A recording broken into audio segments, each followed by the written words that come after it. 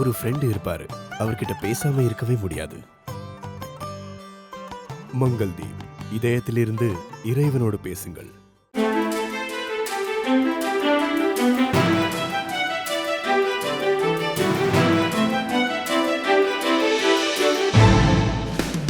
ஒரே ஒரு 5 லிட்டர் இதய மந்த்ரா கடல் எண்ணெய் பேக் ஒரு மாசம் முழுசுக்கும் அத்தனை சமையல முடிச்சு விடலாம். இதய மந்த்ரா.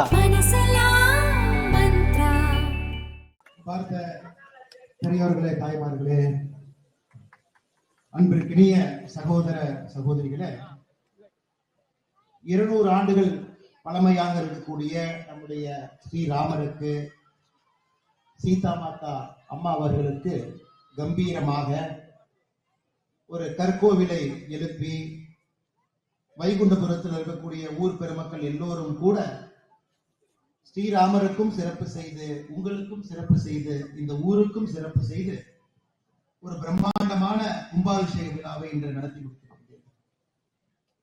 தினமும் கூட கடந்த ஒரு வார காலமாக தினமும் சமய போதனை நடந்து கொண்டிருக்கிறது. இன்று சிறப்பு போதனையாக கும்பாபிஷேகம் நடக்கக்கூடிய இந்த நாளில் இங்கு எல்லோரையும் கூட நீங்கள் அழைத்திருக்கின்றீர்கள்.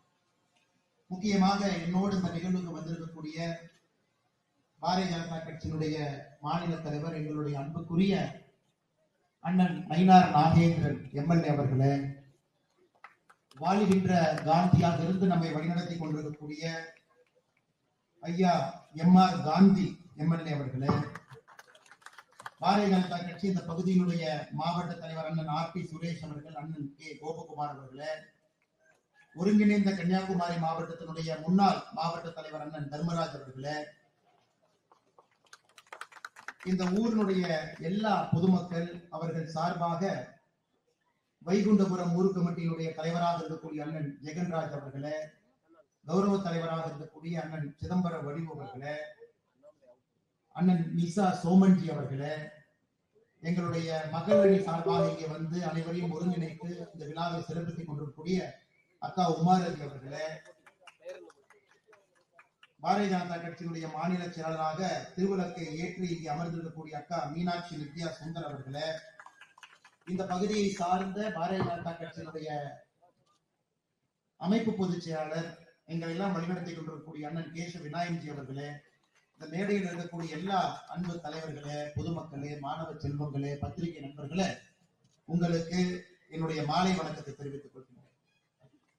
இன்னைக்கு தமிழகத்துல மிக சிறப்பாக ஆன்மீக சொற்பொழிவாளர் யார் இருக்காங்கன்னு கேட்டீங்கன்னா நிறைய பேர் இருந்தாலும் கடந்த ஒரு மாத காலமாக எல்லோரையும் பின்னாடி தள்ளிட்டு முன்னாடி நயினார் நாகேந்திரன் வந்துட்டு இருக்கிறாங்க. அது எந்த மேடையாக இருந்தாலும் சரி, மதுரை முருகர் மாநாட்டில் பார்த்தோம், தொடர்ச்சியாக நானும் பார்த்து கொண்டிருக்கின்றேன். இத்தனை காலமாக அவருக்குள்ள அடங்கி இருந்த அந்த ஆன்மீக எழுச்சி, ஆன்மீக உணர்வு என்று பல மேடைகள்ல நான் பார்த்து கொண்டிருக்கின்றேன். நான் கேட்டேன், அண்ணா என்ன இப்படி பேசிட்டு எதுவுமே பேசுறதுக்கு தயார்படுத்தலைன்னு சொல்றீங்க? நீங்க பள்ளிக்கூடத்துல படிச்சேன், பேசுவதற்கு இன்னைக்கு கன்னியாகுமரியில வாய்ப்பு கிடைத்திருக்கிறது, அதனால நான் பேசுறேன். அந்த அளவுக்கு உணர்வு பூர்வமாக ஸ்ரீராமனுக்கு எதற்காக ஒரு ஆலயம் வேண்டும் என்பதை பேசிவிட்டு அமர்ந்திருக்கின்றார்.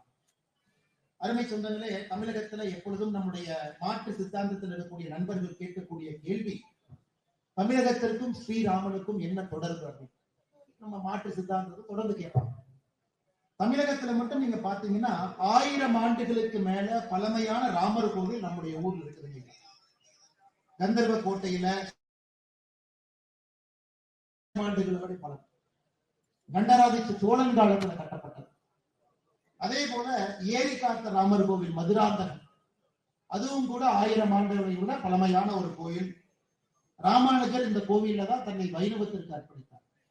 500 ஆண்டுகளுக்கு பழமையான ராமர் கோவில் தமிழகத்துல பாத்தீங்கன்னா பாப்பிரெட்டிப்பட்டி தர்மபுரியில கல்யாண ராமர் கோவிலும் 500 ஆண்டுகளுக்கு மேல பழமையான கோவில். இதெல்லாம் ஸ்ரீராமருக்கும் தமிழகத்திற்கும் இருக்கக்கூடிய தொடர். அதையெல்லாம் தாண்டி இங்கிருந்துதான் இலங்கைக்கு போனாங்க, அவரே சிவபெருமானை வழிபட்டாங்க. இந்த மாதிரி பல சரித்திரத்தை சொன்னாலும் கூட நம்முடைய நண்பர்கள் உணர்ந்து கொள்ள வேண்டும், தமிழகத்துல ஆண்டாண்டு காலமாக ஸ்ரீராமருக்கு கோவில் கட்டி வழிபாடு செய்து அவர் வாழ்ந்து காட்டிய நல்ல விஷயங்கள் எல்லாம் ஒரு கணவன் மனைவியாக நம்முடைய இல்லற வாழ்க்கையிலும் கூட நாம் வாழ்ந்து கொண்டிருக்கின்றோம். இன்னைக்கு வைகுண்டபுரத்துல 200 ஆண்டுகளுக்கு பழமை இருக்கக்கூடிய இந்த கோவில் மண் கோவிலாக இருந்த ஒரு கோவில இதனுடைய சரித்திரத்தை பார்த்தீங்கன்னா, திருவிதங்காரனுடைய சித்திரை திருநாள் மகாராஜா இந்த கோவிலை பல ஆண்டு காலம் போற்றி வழிபட்டு இந்த ஆலயத்துக்கு தேவையான எல்லா விஷயத்தையும் கூட செஞ்சாங்க. வெள்ளிமலை விவேகானந்த ஆசிரமத்தினுடைய சுவாமிஜி, சாரதா தேவி அம்மையாருடைய சீடா சுவாமிஜி அம்பானந்தா அவங்க நிறைய அந்த கோவிலுக்கு பண்ணியிருக்கிறாங்க. இன்னைக்கு நம்முடைய சுவாமி சைத்தன்யானந்தி மகாராஜ் அவர்கள் இந்த கோவிலுக்கு நிறைய பண்ணியிருக்கிறாங்க. அப்படிப்பட்ட சிறப்பு வாய்ந்த ஒரு கோவில். இந்த கோவிலுக்கு என்றே ஒரு சரித்திரம் இருக்கிறது. இன்னைக்கு ஒரு அற்புதமான கற்கோவில்ல கட்டப்பட்டு கும்பாபிஷேகம் நடத்தி இருக்கிறீர்கள். அதனால் முதல் உங்களுக்கு ஒரு பெரிய பாராட்டு சொல்லணும். காரணம், ஊர் மக்களுக்கு அந்த உணர்வு இருந்தால் மட்டும்தான் நம்ம ஊர் கோவிலுக்கு நம்ம மரியாதை பண்ணணும். நம்ம ஊர்ல இருக்கக்கூடிய ஸ்ரீராமருக்கு கற்கோவில் கட்டி நாம் வழிபாடு செய்ய வேண்டும், அவருக்கு மரியாதை செய்ய வேண்டும் என்கிற எண்ணம் இருந்தால் இது நடக்கும். கடந்த 4 ஆண்டு காலமாக நீங்கள் எல்லோரும் சேர்ந்து உங்களுடைய பொருளை எல்லாம் ஒன்றாக இணைத்து ஊர் மக்கள் எல்லோரும் ஒன்றாக இணைந்து அதை செய்து காட்டியிருக்கிறார். ஒரு அரசோ வேறு தனியார் நிறுவனங்களோ யாரும் கூட பங்கேற்காம ஊர் மக்களே உங்களுக்காக ஒரு கோவிலை எழுப்பியிருக்கிறீர்கள். அதனாலதான் இந்த பாராட்டு மிகப்பெரிய பாராட்டாக நான் கருதுகிறேன். அதனால் நிச்சயமாக வருகின்ற காலத்துல இந்த ஆலய வழிபாடு மூலமாக இன்னும் நம்முடைய சனாதன தர்மத்தினுடைய எழுச்சிய அடுத்து வரக்கூடிய எல்லா தலைவருக்கும் கூட நம்முடைய இந்து தர்மத்தினுடைய கோட்பாடுகளை, குறிப்பாக இளைஞர்களுக்கு, வயது குறைந்தவர்களுக்கு, நம்முடைய வீட்டில் இருக்கக்கூடிய நம்முடைய வழிபாட்டு முறை, கோவில்ல நம்ம எப்படி ஆண்டவனை வழிபடுகின்றோம், சனாதன தர்மத்தினுடைய தத்துவங்களை எப்படி வாழ்க்கையோடு இணைத்து வாழ்ந்து கொண்டிருக்கின்றோம், இதையெல்லாம் நம்முடைய இளைய சமுதாயத்திற்கு நீங்க எடுத்து காட்டணும். மதுரையில முருகர் மாநாட்டுல நான் ஒரு விஷயத்தை பேசினேன். அது சில பேர் அதை தவறா புரிஞ்சுக்கிட்டாங்க. இருந்தும் இந்த மேடையில மறுபடியும் நான் அதை பேசுறேன். ஏன்னா குறிப்பா நம்ம இளைய சமுதாயம் இதை உணர்ந்து கொள்ள வேண்டும் என்பதற்காக. எல்லா மதமும் சம்மதம் என்று நினைக்கக்கூடியவர் நான். இருந்தும் நாம் சார்ந்திருக்கக்கூடிய இந்து மதம் இன்னைக்கு எப்படி இருக்கு அப்படிங்கறத நீங்க தெரிஞ்சுக்கணும். உலக அளவில் யாருக்கு தெரியுமோ இல்லையோ, கன்னியாகுமரி மக்களுக்கு தெரியும். 30 ஆண்டுகளுக்கு முன்பு இந்து மதத்தை சார்ந்தவர்கள் எத்தனை பேர் கன்னியாகுமரியில் இருந்தாங்க, இன்னைக்கு 2025 எத்தனை பேர் இருக்கிறாங்க. இன்னைக்கு உலகம் முழுவதும் பாத்தீங்கன்னா எந்த மதத்தை சார்ந்தவர்கள் அதிகமாக வசிக்கின்றார்கள்? கிறிஸ்தவ மதம். 230 கோடி பேர். 230 கோடி பேர் இன்னைக்கு கிறிஸ்தவ மதத்தை சார்ந்தவர்கள் இந்த உலகத்தில் இருக்கிறாங்க. 200 கோடி பேர் இஸ்லாம் மதத்தை சார்ந்தவர்கள் இருக்கிறார். 30 கோடி கம்மி, 200 கோடி பேர். மூன்றாவதாக எந்த மதம் இருக்குன்னு கேட்டீங்கன்னா ஆச்சரியப்படுவீங்க. எந்த மதத்தையும் சாராதவர்கள் மூன்றாவது இருக்கிறாங்க, அன்அஃபிலியேட்டட். 190 கோடி பேர். இன்னைக்கு நீங்க இங்கிலாந்து, யுனைடெட் கிங்டம் போனீங்கன்னா 53% மக்கள் அங்க கடவுள் இல்லை, நான் எந்த கடவுளையும் வழிபட மாட்டேன் என்று 53% மக்கள் யூகே இருக்கிறாங்க. சைனால 140 கோடி பேர் இருக்கக்கூடிய சைனா போனீங்கன்னா 120 கோடி பேர் கடவுளை வழிபடாமல் இருக்கிறார். இன்னைக்கு உலகத்துல கடவுளை வழிபடாதவர்கள் அதிகமாக கொண்டிருக்கிறார்கள், கடவுள் இல்லை என்று நம்புவர்களும் அதிகமாக கொண்டிருக்கிறார்கள். 190 கோடி பேர் இன்னைக்கு உலகத்தினுடைய 3வது மதத்தில் இருக்கிறாங்க. அந்த மதம் என்னன்னு கேட்டீங்கன்னா கடவுள் இல்லை என்கின்ற மதம். 230 கோடி பேர் கிறிஸ்தவர்கள், 200 கோடி பேர் இஸ்லாமியர்கள், 190 கோடி பேர் எந்த மதத்தையும் சாராதவர்கள், அன்னப்புலி. 120 கோடி பேர் இந்துக்கள். 120 கோடி பேர் இந்துக்கள். இந்துக்கள் பாத்தீங்கன்னா உலகத்துல 4வது மதமாக. எத்தனை நாடுகள்ல பெரும்பான்மையாக இந்த சமுதாயம் எல்லாம் இருக்கிறாங்க? இந்து மதத்தை எடுத்துக்கிட்டீங்கன்னா 2 நாட்டுல மட்டும்தான் இந்து மதத்தை பின்பற்றக்கூடியவர்கள் இன்னைக்கு பெரும்பான்மையாக இருக்கிறாங்க. ஒன்று நம்முடைய பாரத நாட்டில் இருக்கிறாங்க, இன்னொன்று நேபாள் இருக்கிறாங்க. 2 நாட்டுல மட்டும்தான் இந்து மதத்தை பின்பற்றக்கூடியவங்க இருக்கிறாங்க. கிறிஸ்தவ மதத்தை பின்பற்றக்கூடியவர்கள் 120 நாட்டுல பெரும்பான்மையா இருக்கிறாங்க. இஸ்லாமிய மதத்தை பின்பற்றக்கூடியவர்கள் 53 நாட்டுல பெரும்பான்மையா இருக்கிறாங்க. கடவுளே இல்லை என்று நம்பக்கூடியவர்கள் 10 நாட்டுல பெரும்பான்மையா இருக்கிறாங்க. இதை இங்க இருக்கக்கூடிய பெற்றோர்கள் உணர்ந்து கொள்ள வேண்டும். இந்த மதத்திலிருந்து ஒருவர் மதம் மாறினாலும் கூட அது மிகப்பெரிய அதனாலதான் ஒரு கோயிலுக்கு கும்பாபிஷேகம் பண்ணும் பொழுதெல்லாம் அந்த மதம் மறுபடியும் எழுச்சி பெறுகிறது. குறிப்பாக குழந்தைகள், இளைஞர்கள், பெண்கள் விளக்கு பூஜை பண்றாங்க. குழந்தைகளை கொண்டு சனாதன தர்மத்தை அறிமுகப்படுத்துகின்றோம். இந்த மதம் இன்னும் எழுச்சி பெறும். இதுல ஆச்சரியம் என்னன்னு பாத்தீங்கன்னா 2010 2020 10 ஆண்டுகள் எடுத்துக்கிட்டீங்கன்னா இந்த உலகத்துல கிறிஸ்தவர்கள் வெறும் 12 கோடி தான் தேர்ந்தெடுக்கிறாங்க.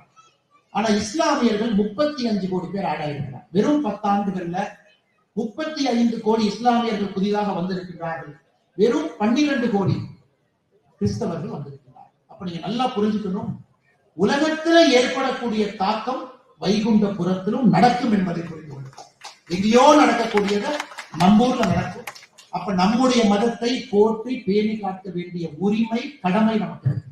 நம்முடைய சனாதன தர்மத்தினுடைய கொடியை உயர பிடித்து யாரையும் மதம் மாற விடக்கூடாது. அது கன்னியாகுமரி போன்ற பகுதியில மதம் மாறி இருக்கக்கூடிய சொந்தங்களையும் திரும்ப அழைத்து வருவதற்கான முயற்சி எடுக்கணும். வருகின்ற காலத்துல எந்த மதத்திற்கும் எதிரான மதம் இந்து மதம் கிடையாது. அயோத்தியில நம்முடைய அண்ணன் நயினார் ராஜேந்திரன் சொன்னார். இன்னைக்கு பாருங்க, ராமர் அவருக்கு குழந்தை ராமருக்கு கும்பாபிஷேகம் செய்த பிறகு இங்க கும்பாபிஷேகம் பண்ணிருக்காரு. இது ஒரு பெருமை. 2024 அயோத்தியால பண்ணிருக்காரு. ஆனா அயோத்தியாவுக்கும் 500 ஆண்டுகள் குழந்தை ராமர் 500 ஆண்டுகள் காத்திருந்தார். 500 ஆண்டுகள் காத்திருந்தார். கிட்டத்தட்ட 140 ஆண்டுகள் அந்த வழக்கு நடந்தது. வழக்கு மட்டுமே 140 ஆண்டுகள். அதுவரை இந்து சமுதாயம் பொறுமையாக இருந்தார். அவங்க சட்டத்தினுடைய உதவியை நாடுறாங்களோ தவிர சட்டத்தை கையில் எடுத்து ஏதாச்சும் பண்ணி ராமர் கோவிலை கட்ட வேண்டும் என்று இந்து சமுதாயம் நினைக்கிறது. எல்லா பிரச்சனையும் அடிப்படையை தீர்த்து விட்டு கோவிலை எழுப்ப வேண்டும் என்கின்ற வைராகியத்தோடு 500 ஆண்டுகள் இந்து சமுதாயம் பாரத நாட்டிலே காத்திருந்து 140 ஆண்டுகள் சட்ட வழக்கு அதெல்லாம் நடத்தி 2024 ராமர் கோவில் எழுப்ப. இதுல ஆச்சரியம், சுப்ரீம் கோர்ட்ல அந்த கேஸ் பார்த்தீங்கன்னா குழந்தை ராமரே வாதாடலாம். பராசரன் ஐயா நம்முடைய தமிழகத்தை சார்ந்தவர். ஐயாவுக்கு இன்னைக்கு 100 வயசு. 100 வயது இருக்கக்கூடிய பராசரன் ஐயா உச்ச நீதிமன்றத்துல இந்த வழக்கை எடுத்து வாதாடிய பொழுது ஒரு நாள் கூட செருப்பு போடாம உச்ச நீதிமன்றத்துல வாதாடினார் பராசரன் ஐயா. காரணம் என்ன? 100 வயது இருக்கக்கூடிய ஒரு மனிதர், சனாதன தர்மத்தின் மீது முழு நம்பிக்கை இருக்கக்கூடிய பராசரன் ஐயா செருப்பு போடாம தான் உச்ச நீதிமன்றத்தில் இந்த வழக்கு நடத்தினார். காரணம் என்னன்னா, இந்த கேஸே பாத்தீங்கன்னா லார்டு ராம் வெர்சஸ் இன்னொரு குரூப்.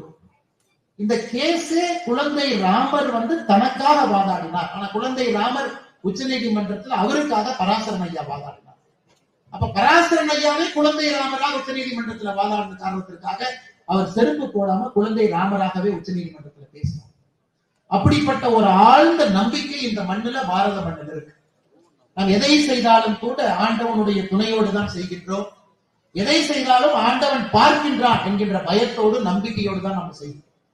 அப்படிப்பட்ட நாடு நம்முடைய நாடு. மிக பொறுமையாக இருந்து காரியத்தை சாதித்து இன்னைக்கு ராமருக்கு ஆலயம் எழுப்பிய பிறகு வைகுண்டபுரத்துல இந்த ஆலயத்தை நீங்கள் எழுப்பி இருப்பது உண்மையாலுமே பாராட்டக்கூடிய விஷயம். அதையெல்லாம் தாண்டி பெருமைப்படக்கூடிய விஷயம். இன்னொரு பக்கம் குறிப்பா நம்முடைய குழந்தைகளுக்கு எல்லாம் சயின்ஸ் தேவைப்படும். இன்னைக்கு எதற்காக இங்கிலாந்துல 53% மக்கள் எந்த மதத்தையும் பின்பற்றவில்லை என்றால் அந்த மதத்தை எப்படி சொல்லிக் கொடுப்பது என்று பெரியவர்களுக்கு தெரியாம போயிட்டு இருக்காங்க. ஒரு குழந்தைகிட்ட ஒரு மதத்தை எப்படி சொல்லிக் கொடுப்பது? ஏன்னா சயின்ஸ் படிக்கிறாங்க, ப்ரூஃப் கேட்கிறாங்க. கடவுள் இருக்காங்க காட்டுங்க அப்படிங்கிறாங்க. நீ கடவுளை காட்டல அப்படின்னா நான் நம்ப மாட்டேன். இன்னைக்கு குழந்தைகள் நம்ம பார்க்கிறோம், வேகமாக வளர்றாங்க, மூளை வளர்ச்சி ரொம்ப அதிகம். அந்த வயசுல நாம் இருந்ததை விட நம்மை விட 10 மடங்கு 20 மடங்கு இருக்கிறாங்க. அந்த குழந்தைக்கு அந்த குழந்தை எப்படி புரிந்து கொள்ள வேண்டுமோ அதை போல அந்த மதத்தை சொல்லிக் கொடுக்க வேண்டிய கட்டாயம் குறிப்பாக தாய்மார்களுக்கு, தந்தைமார்களுக்கு.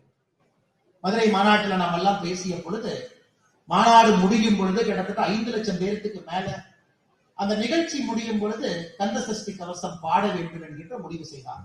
5 லட்சம் பேரும் பாடணும். அது ஒரு கின்னஸ் சாதனையாக நடத்தப்பட வேண்டும். மேடையிலே தலைவர்கள் எல்லாம் இருந்தார்கள். அப்படியே கார் மேகம் அப்படியே கும்முன்னு வருது. மழை வரும்னு எல்லாத்துக்குமே தெரியும். மழை பெய்ய ஆரம்பிக்கும். அந்த நேரத்தில் நம்முடைய தலைவர்கள் எல்லாம் சொன்னாங்க, நிச்சயமாக கந்த சஷ்டி கவசம் பாடி முடிக்கும் வரை மழை வராது. மதுரையில் ஒரு ஆச்சரியமான விஷயம், அப்படியே துளி உழுவுது, ஆனா மழை வரல. ஏன்னா மழை வந்த மழை அப்படியே அதை நின்று 1.5 மணி நேரம் கழித்து கந்தர் சஷ்டி கவசம் எல்லாம் பாடி முடித்த பிறகு மக்கள் போன பிறகு மழை வருகிறது. அப்ப கந்த சஷ்டி கவசம் ஒரு சாதாரணமான முருகபெருமானுக்காக பாடக்கூடிய ஒரு பாடலா, இல்லை அதிலே ஒரு மந்திரத்தினுடைய மர்மம் கந்த சஷ்டி கவசத்துல இருக்கா? இன்னைக்கு நல்லா நீங்க கந்த சஷ்டி கவசத்தை வீட்டுல பாடுறவங்க நல்லா யோசிச்சு பாருங்க. சரவண பவ என்கின்ற வார்த்தையை பயன்படுத்தலாம். சரவண பவ, சரவண பவ ஒரு மந்திர சொல். அப்படி சரவண பவ சொல்லும் பொழுது ஒரு மந்திர சொல். நமக்குள்ள அந்த ஒளியை நாம் சொல்லும் பொழுது நமக்குள்ள ஒரு மாற்றம் வரும். நல்லா பாருங்க, சரவண பவன்ல முன்னாடி இருக்கக்கூடிய சாவை தூக்கி நான் பின்னாடி போடுறேன். சரவண பவன்ல சாவை தூக்கி பின்னாடி போடுறேன். ரவண பவச, சா தூக்கி பின்னாடி போட்டா ரவண பவச. இப்ப முன்னாடி இருக்கக்கூடிய ராவ தூக்கி பின்னாடி போடுறேன். வனவ வசர. முன்னாடி இருக்கக்கூடிய வாவ தூக்கி மறுபடியும் பின்னாடி போடுறேன். நவப சரவ. நாவ தூக்கி மறுபடியும் பின்னாடி போடுறேன். பவச ரவண. முன்னாடி இருக்கிற பாவ தூக்கி பின்னாடி போடுற வசர வனவ. இப்ப உங்களுக்கு தெரியுமோ, இது எங்கேயோ கேட்ட மாதிரி இருக்கு.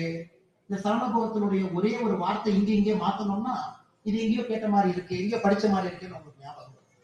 இது எங்க வருதுன்னாங்க ஐயா, முருகனுக்காக நீங்க பாடக்கூடிய அந்த மந்திர பாடல், அதுலயே இதை நீங்க படிப்பீங்க. ரா ரா ரா ரா ரீ ரூ ரூ ரூ ரூ ரூ டும் டும் டும். அதுல இந்த வார்த்தையை சொல்வீங்க. ரவண பவச வனபவசர நவபசரவ பவசரவன, இதெல்லாம் சொல்லுங்க. எதற்காக 18ஆம் நூற்றாண்டுல எழுதப்பட்ட ஒரு மந்திர பாடல்ல இந்த வார்த்தைகள் எதற்காக வருது யோசிப்பாங்க. நாம சொல்ற நம்முடைய தமிழ் மொழியை பொறுத்தவரை இது ஆண்டவனுக்கு நேரடியாக நாம் பேசக்கூடிய ஒரு மொழி. இதிலே விஞ்ஞானமும் இருக்கிறது, இதிலே மந்திரமும் இருக்கிறது, இதிலே இலக்கியமும் இலக்கணமும் ஆழ்ந்து இருக்கிறது. அதனாலதான் தமிழ் மொழி இந்த உலகத்தினுடைய செம்மையான மூத்த மொழி நாம் சொல்றோம். ஏன்னா சரவண பவ நல்லா யோசிச்சு பார்த்தீங்கன்னா, கந்த சஷ்டி கவசத்துல அதை எப்படி தேவராய பெருமானையா கொண்டு வந்திருப்பாங்கன்னா, முழுவதுமாக ஒரு மந்திரத்தை ஒரு பாட்டாக மாற்றியிருப்பாங்க. முழுவதுமாக ஒரு மந்திரத்தை ஒரு பாட்டாக. கந்த சஷ்டி கவசம். அதுல கந்த என்கின்ற வார்த்தை நம்முடைய தொப்புள் கொடியிலிருந்து 2 இன்ச் கீழே, 5 சென்டிமீட்டர் கீழே அங்க இருக்கக்கூடிய பகுதியை கந்த என்கின்ற வார்த்தையை பயன்படுத்தும். தொப்புள் கொடியிலிருந்து 2 இன்ச் கீழே. சஷ்டிங்கிற சஷ்டி விரதம் இருக்கிறோம். சஷ்டி ஒரு நாள். சஷ்டிக்கு இன்னொரு வார்த்தையும் இருக்கிறது, சட்டி. சட்டி என்றால் நம்முடைய கந்த பகுதி சட்டி மாதிரி இருக்கிறனால, தொப்பிலிருந்து 2 இன்ச் கீழே வந்தீங்கன்னா அந்த பகுதி கந்த, அது அந்த பகுதி சட்டியை போல இருக்கும். கந்த சட்டி கவசம், கந்த சஷ்டி கவசமா மாறும். இன்னும் கொஞ்சம் விட்டு பார்த்தீங்கன்னா, நம்ம பெரியவங்க சொல்லுவாங்க, சட்டியில் இருந்தால்தான் அகப்பையில் வரும். அந்த வார்த்தை சட்டியில் இருந்தால்தான் அகப்பையில் வருங்கிறது கிடையாது, சஷ்டியில் இருந்தால்தான் அகைப்பையில் வரும். ஏன்னா சஷ்டியும் சட்டியும் ஒன்று. அப்ப பெண்கள் சஷ்டியிலே விரதம் இருக்கும் பொழுது அகப்பையில கருவிலே உயிர் உண்டாகும் என்கின்ற அர்த்தம். அதைத்தான் சஷ்டியில் இருந்தால்தான் அகைப்பையில் வரும். கந்த சஷ்டி கவசம் படிக்கும் பொழுது நிச்சயமாக பெண்களுக்கு குழந்தை பாக்கியம் கிடைக்கும் என்பதை உறுதியா எப்படி சொல்றாங்கன்னா, இந்த மந்திர வார்த்தையை நீங்கள் பயன்படுத்த ஆரம்பிக்கும் பொழுது சரவண பவ என்கின்ற வார்த்தையில அந்த ஒளியை உங்கள் நாட்டில் வைத்து நீங்கள் பயன்படுத்தும் பொழுது உங்களுடைய சக்தி பகுதி கந்த பகுதியில அதற்கான உயிரோட்டத்தை ஆரம்பித்து இப்ப பாருங்க. இது விஞ்ஞானம். நம்ம குழந்தைகள் இதெல்லாம் கேட்கிறாங்க. ஆனா நீ முருகனுக்கு போய் பாட்டு படிச்சா எப்படி முருகன் வருவார்? இதையெல்லாம் நாம் சொல்ல வேண்டிய கட்டாயம் நமக்கு இருக்கு. இன்னைக்கு உயிரோட்டமாக நம்முடைய சனாதன தர்மம் இருக்க வேண்டும் என்று நாம் நினைத்தால் நம்முடைய குழந்தைகளுக்கு விஞ்ஞான முறையில கடவுளை காட்ட வேண்டிய கட்டாயம் நமக்கு இருக்கு. அது மட்டும் இல்லாம இந்து தர்மத்தை பொறுத்தவரை இன்னைக்கு உலகத்திற்கு இருக்கக்கூடிய பிரச்சனைகளுக்கெல்லாம் தீர்வாக ஒரு தர்மம் இருக்குன்னா நம்முடைய இந்து தர்மம் மட்டும்தான், எதுவுமே கிடையாது. உலகத்தில் இருக்கக்கூடிய எல்லா பிரச்சனைக்கும் தீர்வு நமக்கு இருக்கு. இன்னைக்கு எல்லா தர்மமும் என்ன பண்றாங்க பாருங்க. எல்லா தர்மமும் பொறுத்தவரை என்னுடைய தர்மத்தை நீ பின்பற்றவில்லை என்றால் நீ எதிரி அப்படிங்கிறது தான் மற்ற தர்மத்தினுடைய நோக்கம். மற்ற தர்மத்தை பார்த்தீங்கன்னா உலகத்தில் இருக்கக்கூடிய எல்லா பொருளுமே ஆண்டவன் உருவாக்கி இருப்பது அந்த தர்மத்தில் பிறந்த நீங்கள் அதை அனுபவிப்பதற்காக. அப்ரஹாமிக் ரிலிஜன், கிறிஸ்தவ மதத்தை பொறுத்தவரை இயற்கையில் இருக்கக்கூடிய எல்லா பொருளுமே நீங்கள் அதை அனுபவிக்க. ஆனா இந்து தர்மத்தை பொறுத்தவரை உலகத்தில் இருக்கக்கூடிய எல்லா பொருளும் உங்களோடு சேர்ந்து இருந்து பயணிக்க என்கிற வார்த்தை. உயிர் இருக்கிற பொருளும் உயிர் இல்லாத பொருளும் சனாதன தர்மத்துல ஒன்றாக பார்க்கக்கூடிய பாவனை நமக்கு இருக்கு. உயிர்களை கொல்லலாமா கொல்லக்கூடாதா, உயிர்களை உண்ணலாமா உண்ணக்கூடாது, எல்லாம் இந்த தர்மத்துல இருக்கு. இன்னைக்கு உலகத்தில் இருக்கக்கூடிய எல்லா பிரச்சனைக்கும் வேற்றுமையில் ஒற்றுமையாக நம்முடைய சனாதன தர்மத்தில் இருந்துதான் அடுத்த 21, 22ஆம் நூற்றாண்டு இந்தியாவில் இருந்துதான் உலக அமைதி இங்கிருந்தாங்க ஐயா போகுது. யோகா நம்முடைய சனாதன தர்மத்திலிருந்து உருவானது. இன்னைக்கு உலகத்துல 194 நாடுகள்ல ஜூன் 21 உலக யோகா தினத்துல எல்லாரும் பங்கேற்கிறார். அது நாம் நம்முடைய சனாதன தர்மத்துல இந்த உலகத்திற்கு கொடுத்திருக்கக்கூடிய கொடை. நாம் உங்கள் மனதுல உங்களால் அமைதி கொண்டு வர முடியும். இன்னைக்கு ஐநா சபையில எப்படி யோகாக்கு ஒரு நாள் கொடுத்திருக்கிறாங்களோ அது போல் தியானத்துக்கு ஒரு நாள் கொடுக்க போறாங்க. அதற்கான ரெசல்யூஷனை மூவ் பண்ணிட்டாங்க. தியானத்துக்கு ஒரு நாள். தியானமும் நம்முடைய சனாதன தர்மத்திலிருந்து நாம் கொடுத்திருக்கோம். பாருங்க, இன்னைக்கு நம்முடைய சனாதன தர்மம் பாரத நாட்டுல நமக்கு மட்டும் இல்லை. நம்முடைய சனாதன தர்மம் பாரத நாட்டிலிருந்து உலக நாடுகளுக்கு, அது உலக அமைதியாக இருக்கட்டும், உலக மேன்மையாக இருக்கட்டும், நாம கொடுக்கிறோம். அதைத்தான் கடவுள்கிட்ட போய் கேட்கிறோம். கும்பாபிஷேகம் பண்றோம். கும்பாபிஷேகம் பண்ணும் பொழுது நம்ம எல்லோருக்குமே தெரியும் கும்பத்துக்குள்ள என்ன வரும். கும்பாபிஷேக குழந்தைங்கள இங்க இருக்கிறீங்க, உங்களுக்கு எப்பவுமே விஞ்ஞானம் வேண்டும் என்று கேட்கிறேன். அப்ப அந்த கும்பத்துக்கு எங்கிருந்து பவர் வரும்? இன்னைக்கு கும்பாபிஷேகம் பண்ணியாச்சு ஸ்ரீராமருக்கு. இன்னும் 14 ஆண்டுகள் கழித்து மறுபடியும் கும்பாபிஷேகம் பண்ணணும். பட் எத்தனை பேருக்கு தெரியும் கும்பத்துக்குள்ள இருக்கக்கூடிய நெல் பயிர், கும்பத்துக்குள்ள நீங்க வைக்கக்கூடிய நெல் பயிரை 14 ஆண்டுகள் கழித்து கும்பத்துக்குள்ள இருக்கக்கூடிய நெல்லை எடுத்து விதைத்தாலும் அது முளைக்கும். அது முளைக்கும். அப்ப 14 ஆண்டுகள் ஒரு கோவிலுடைய கும்பத்துக்குள்ள இருக்கக்கூடிய நெல்லுக்கு அவ்வளவு சக்தினா அந்த சக்தியை நீங்க உருவாக்குறது. கும்பாபிஷேகமே பாத்தீங்கன்னா அது ஹையஸ்ட் ஃபார்ம் ஆஃப் சயின்ஸ். அந்த சாமிக்கு மருந்து போடுறது, அந்த மருந்துல இருந்து அந்த கும்பத்தை வைக்கிறது, அந்த மருந்து எப்படி போடுறீங்க, அதற்கு கீழே ஒரு காப்பர் பிளேட்டு, எதெல்லாம் எனர்ஜியை கண்டக்ட் பண்ணுமோ அதெல்லாம் சாமிக்கு அடியில வைக்கிறீங்க. அந்த மருந்து வச்சு அந்த சாமியை பேக் பண்றீங்க. அதன் பிறகு கும்பத்துக்கும் சாமிக்கும் ஒரு சின்ன ஒரு நூல் மாதிரி போட்டு ஒரு கனெக்ஷன் ஏற்படுத்துறீங்க. கும்பத்துக்குள்ள நெல் வைக்கிறீங்க. கும்பத்துக்குள் எதற்கு நெல் வைக்கின்றோம் என்றால் அந்த நெல் உயிரோடு இருந்தால் மட்டும்தான் அந்த கோவில்ல சக்தி இருக்கிறது என்கின்ற அர்த்தம். அதனால அந்த கும்பாபிஷேகத்திற்கு முன்னாடி பாலாலயம் செய்யும் பொழுது அந்த கும்பத்தை எடுத்து பார்க்கும் பொழுது உள்ள இருக்கக்கூடிய நெல் அதை எடுத்து விதைச்சீங்கன்னா முளைக்கும். எந்த தர்மத்திலும் இல்லாத ஒரு சாதனை சனாதன தர்மத்தில். ஏன்னா மந்திரத்தின் மூலமாக, மந்திரம்ங்கிறது வெறும் வாய் மட்டுமல்ல, சரவணபவன் வாயில சொல்றது, அதன் மூலமாக ஒரு சத்தத்தை ஏற்படுத்துகிறது. மணி அடிக்கிறீங்க, அதுல ஒரு சத்தத்தை ஏற்படுத்தும். தீபார்த்தனை காட்டுறீங்க, அதிலே ஒரு எனர்ஜி ஏற்படுத்தும். பூ வைக்கிறீங்க, அதிலே வாசனையில ஒரு எனர்ஜி ஏற்படுத்துறீங்க. கடவுளுடைய 5 முக்கியமான சென்சஸுக்கும் 5 விதமான விஷயங்களை நீங்கள் கொடுத்து அந்த கடவுளை எப்பொழுதுமே வைப்ரேஷன் வச்சிருக்கு. அந்த கும்பமும் எனர்ஜைஸ்டா வைப்ரேஷனா இருக்கு. அப்ப எப்ப நீங்க கோயிலை போய் கடவுளை பார்த்தாலும் அங்க இருக்கக்கூடிய எனர்ஜியை நீங்க இருக்கிறீங்க. நீங்க நல்ல மனசோடு வெளியே வரல. அதான் இந்த கும்பாபிஷேகத்தினுடைய மகத்துவம். சரியான நபர்கள் செய்யணும், சரியான முறையில செய்யணும். தேர்ந்த வல்லுநர்கள் மட்டும்தான் கும்பாபிஷேகத்தை கைவிடும். இதெல்லாம் தாண்டி இன்னும் போனீங்கன்னா ஒரு கோவில் கட்டுவதே ஒரு நெல்லை அடிப்படையாக வைத்து, ஒரு நெல் மணி. ஒரு ஊர்ல அந்த காலத்துல இப்ப எல்லாம் இல்லைங்க, பெரியவங்க போய் எப்படி கோவில் கட்டுவீங்கன்னா எங்கே கோவில் கட்டணுமோ அங்க வருவாங்க.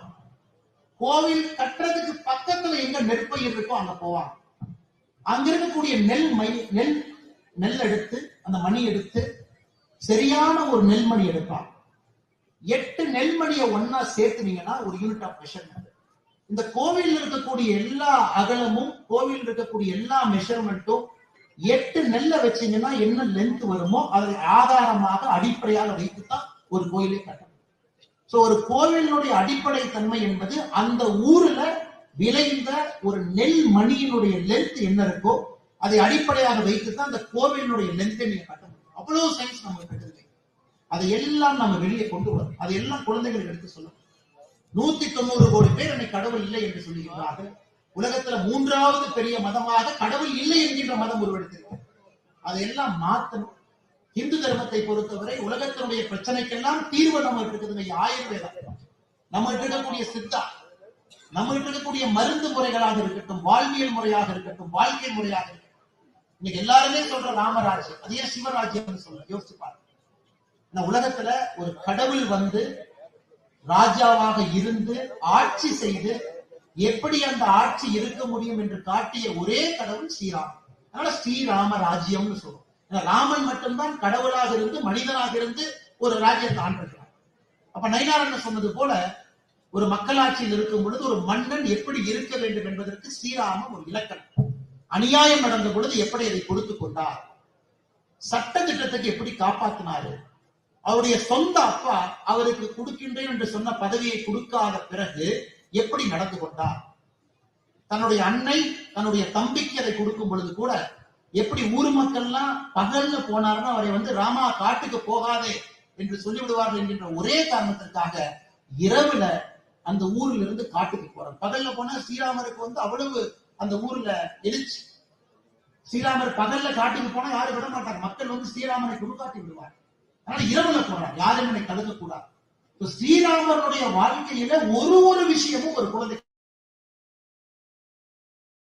அப்பா அம்மா எப்படி நடந்துட்டார், ராஜாவாக எப்படி நடந்துட்டார், ஒரு எதிரியாக இருந்தாலும் கூட எப்படி சண்டை போட்டார், யுத்தத்தை எப்படி நடத்தினார், அவருக்கு இருக்கக்கூடிய சிஷ்யர்களை எப்படி நடத்தினார், எப்படி கோபப்பட்டார், எப்படி கோபப்பட்டார். ஸ்ரீராமனுடைய வாழ்க்கையை பொறுத்தவரை அவ்வளவு குணாதிசயங்களை நம்முடைய குழந்தைக்கு சொல்லிக் கொடுத்து ஸ்ரீராமனை போல் இருக்க வேண்டும் என்பதற்காகத்தான் சனாதன தர்மத்துல கடவுளுடைய பெயரை நம்ம வைக்கிறோம். கல்யாண ராமன் கடவுளுடைய பெயரை வைக்கிறோம், சொன்னார்.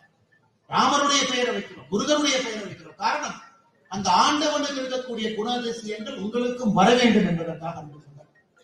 ஆனா இன்னைக்கு தமிழகத்துல அரசியல் பேசக்கூடாது அப்படின்னு இதுல போட்டிருக்கிறாங்க. ஆனா நான் உண்மையை சொன்னா அது அரசியல் கிடையாது.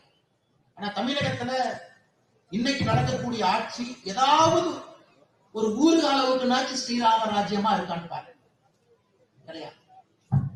குடும்பத்திலே எப்படி ஸ்ரீராமன் இருந்தார் அப்படிங்கிறப்போ இன்னைக்கு ஆட்சியாளர்களுடைய குடும்பம் எப்படி அவர்களே ஆட்சியாக இருக்கிறாங்க ஒத்துப்பார். எங்கேயுமே எங்கேயோ ஒரு இடத்துல யாருக்காவது பிரச்சனை வந்தால் மன்னன் துடிப்பான். ஆனா இன்னைக்கு எங்கேயாவது மக்களுக்கு ஒரு பிரச்சனை வந்தால் ஆட்சியாளர்கள் துடிக்கின்றார்களான்னு பாருங்க. கிடையாது. ஆட்சியாளர்கள் மக்கள்கிட்ட எப்படி பேசணும், என்ன பேசினா கேட்பாங்க அப்படிங்கறத 100 மார்க் வாங்கிட்டாங்க. எலெக்ஷன் அப்ப என்ன பேசணும் அவங்களுக்கு தெரியும். ஓட்டு வாங்குறதுக்கு என்ன பேசணும் நல்லா தெரியும். எலெக்ஷன் முடிஞ்சு முதல் வருஷம் என்ன பேசணும் அதுவும் தெரியும். ஒரு அரசியல்வாதிகளுடைய பேச்சை நல்லா பாருங்க. முதல் வருஷ பேச்சு வேற மாதிரி இருக்கும், கொஞ்சம் ஏளனமா இருக்கும். அதான் ஓட்டு போட்டீங்களா, அப்புறம் என்ன, 2வது வருஷம் அம்மா நல்லா இருக்கீங்களா, 3வது வருஷம் தாயி எங்க இருக்கிறீங்க, 4வது வருஷம் கொஞ்சம் காலை காட்டுங்க, 5வது வருஷம் காலில் விழுந்துடுறேன். ஒரு அரசியல்வாதியினுடைய 5 வருஷம் சைக்கிளை பாத்தீங்கன்னா ஓட்டு வாங்கிய பிறகு முதல் வருடம் ஏளனமாக இருப்பாங்க.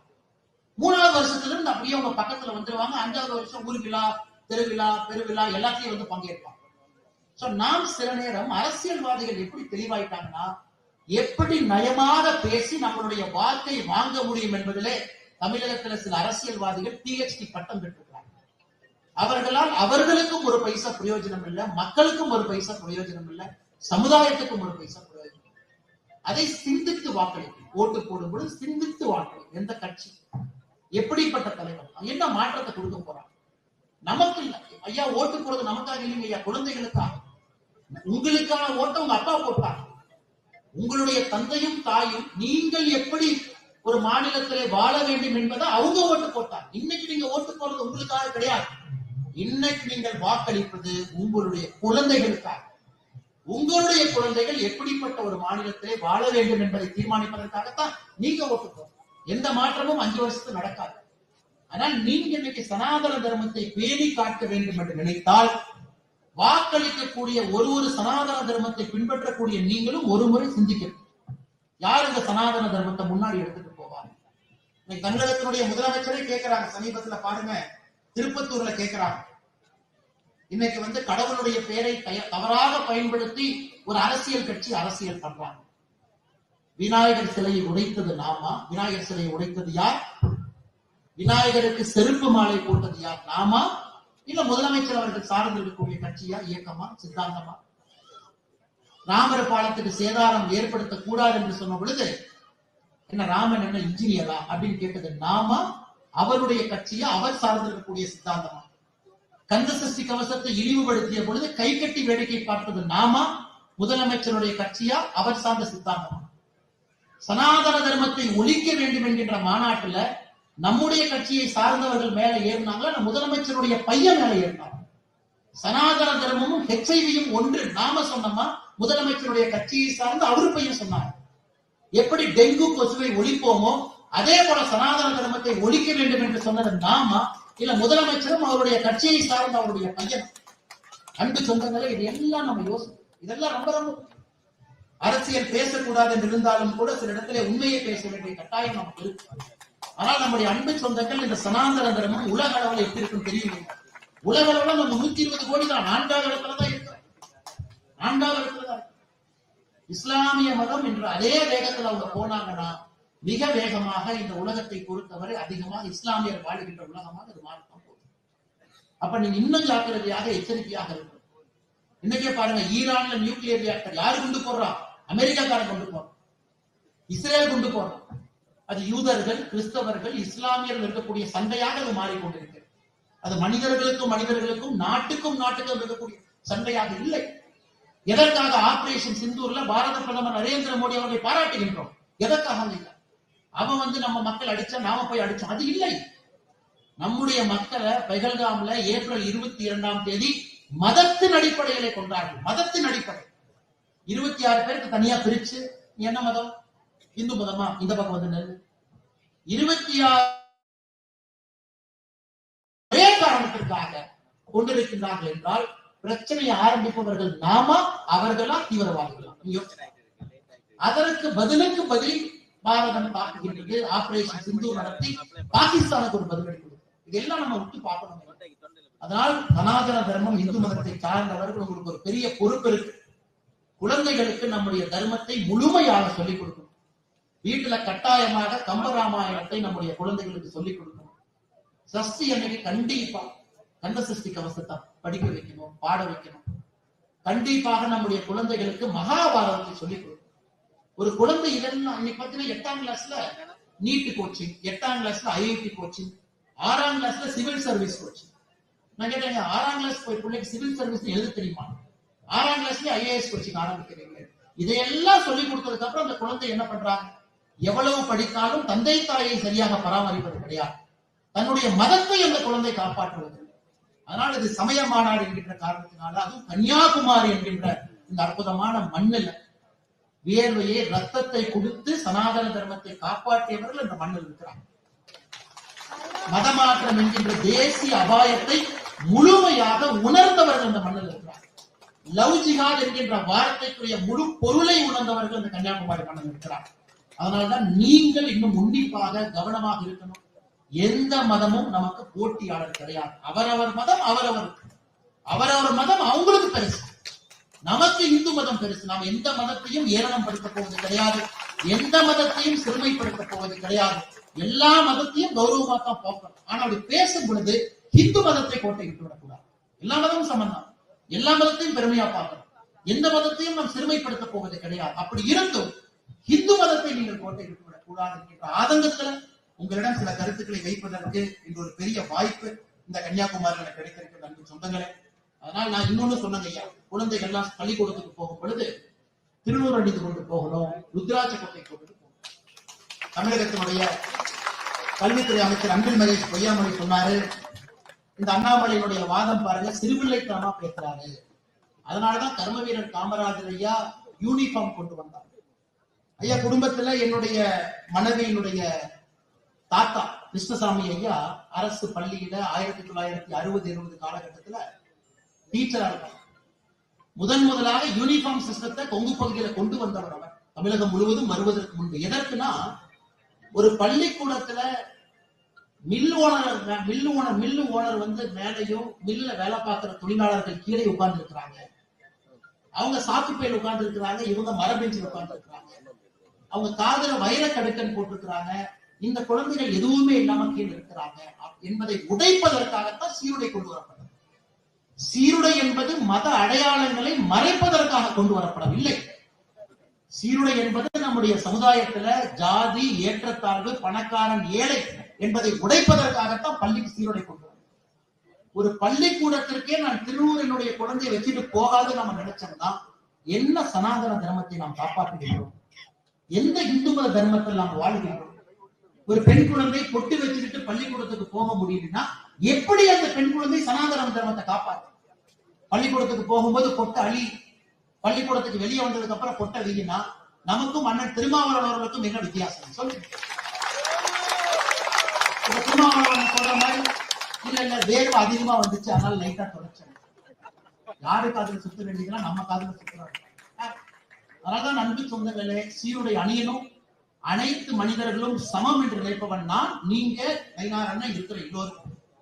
எந்த ஜாதிகளும் கிடையாது, எல்லா ஜாதிகளும் சமம் என்று நினைப்பவர்கள் நாம். ஆனால் நம்முடைய மத அடையாளத்தை நாம் இடுவதிலே எந்தவித தவறும் இல்லை என்பதை தமிழக அரசு உணர்ந்து, ஒரு குழந்தைய ருத்ராட்ச கொட்ட போடாத, திருநூறு வைக்காத, குங்குமம் வைக்காத பள்ளிக்கூடத்தில் அந்த குழந்தைக்கு சொல்லிக் கொடுத்தா அது செக்குலரிசம் இல்லை. அது மத சார்பின்மை கிடையாது. அது ஒரு மதத்தை காலில் போட்டு மிதிப்பதற்கு சமம். அதனால நீங்க தைரியமா குழந்தைகளுக்கு நம்முடைய மத அடையாளத்தை நீங்க வச்சு விடுங்க. குழந்தைகள் பள்ளிக்கூடத்துக்கு போட்டும், அந்த குழந்தைக்கு தெரியட்டும் இன்னொரு மதமும் முக்கியம் என்பதை சொல்லிக் கொடுக்கும். அது இஸ்லாம் மதமாக இருக்கட்டும், கிறிஸ்தவ மதமாக இருக்கட்டும், அந்த மதமும் முக்கியம் என்பதை சொல்லிக் கொடுக்கும். அந்த மதத்தையும் சமமா பாருன்னு சொல்லிக் கொடுக்கும். அது சொல்லிக் கொடுக்க வேண்டுமோ தவிர திருநூறு வைக்காத, ருத்ராட்ச கொட்டை போடாத என்று சொல்லிக் கொடுப்பது தவறான ஒரு வாதம். அன்பு சொந்தங்கள், நிச்சயமாக இதெல்லாம் நீங்க கவனத்தில் எடுத்துக்கொள்வீங்க. வருகின்ற காலத்துல அரசியல் மாற்றம் சமுதாய மாற்றத்திற்கு மிக முக்கியமான ஒரு மாற்றம். நீங்கள் வாக்கு செலுத்தும் பொழுது நிச்சயமாக இதெல்லாம் யோசிப்பீங்க. சனாதன தர்மத்தை காக்கக்கூடிய கட்சிக்கு, கூட்டணிக்கு நிச்சயமாக நீங்க வாக்களிப்பீங்க. நம்ம பேசவே முழுமையாக சூரியன் மறைந்து அஸ்தமனமாகிருக்கிறார். அதையும் 2026 நீங்கள் நடத்தி காட்டுவீர்கள் என்ற நம்பிக்கை இருக்கு. மறுபடியும் இந்த மேடையில் இருக்கக்கூடிய அன்பு தலைவர்கள், பெரியவர்கள், தாய்மார்கள், இந்த அற்புதமான ஊர் வைகுண்டபுரத்தில் இருக்கக்கூடிய பெரியவர்கள் எல்லாம் சேர்ந்து உங்களுக்கு மறுபடியும் என்னுடைய நெஞ்சார்ந்த வாழ்த்துக்களை, பாராட்டுகளை தெரிவித்துக் கொள்கின்றேன். நன்றி, வணக்கம். ஜெய் ஸ்ரீராம்.